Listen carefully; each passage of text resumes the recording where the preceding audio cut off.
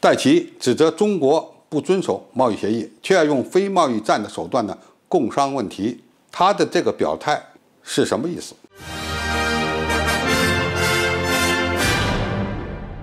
观众朋友，大家好，我是付前少。美国贸易代表戴奇10月4日就对华贸易政策发表演讲，对中国做了长期以来没有遵守全球贸易规则的定性。就在外界以为美国又要对中国开启第2阶段的贸易战时，他又表示不谋求激化与中国的贸易紧张关系，强调不追求与中国脱钩，甚至还要启动对中国商品有针对性的关税排除程序，甚至呢还要重新链接。美国这是怎么了？一边指责中国未能遵守中美第1阶段的贸易协议，同时呢又要减除对中国产品征收的关税，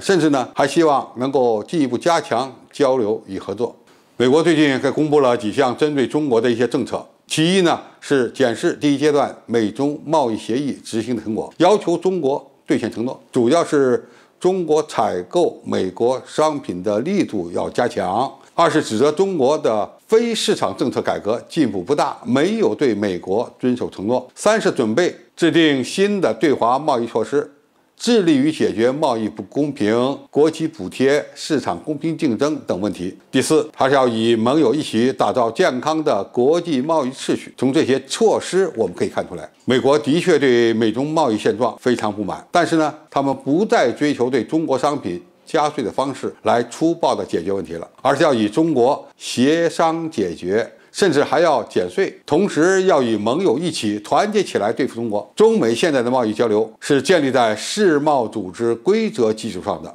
用俄罗斯某些专家的话说，中国是用西方建立的规则来击败西方。那么美国对中国真正不满的是什么呢？实际上，戴奇已经数次提到了中国非市场政策的力量，也就是说，他们认为中国与美国之间开展的贸易战，美国根本就打不赢。主要原因是中国政府能够起到决定性的作用，而美国的政府呢，根本就做不到这一点。特朗普在2018年就试图要中国政府改变基本的经济制度，现在拜登也想如此，但是中国发展到现在这么强这么快，就是因为有适合自己的制度和政策，并不会因为美国的所谓施压而改变。美国现在不是不想通过加税等方法让中国让步，而是已经玩不起了。一方面，美国国内呢是面临着严重的劳动力短缺和供应链危机的情况，同时呢，他们还面临着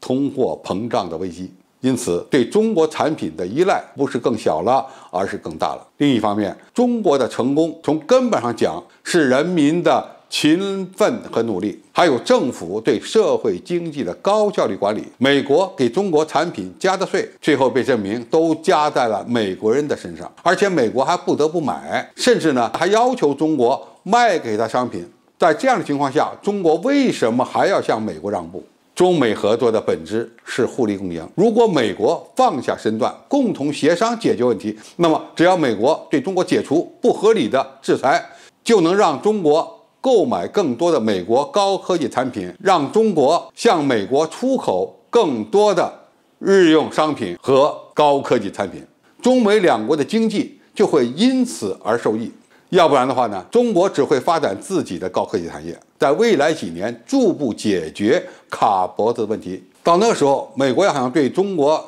进行遏制，那就更没有可能了。总之，戴奇虽然对中国的态度没有改变，但解决矛盾的方法有所调整，这就为两国经济关系进一步的加强合作或改善呢，创造了一定的机会。我们不能认为戴奇已经认怂了，但是中国的确根本就不怕美国，想合作我们欢迎，想打贸易战我们奉陪。好，今天的介绍就到这里，谢谢大家收看，我们下期再见。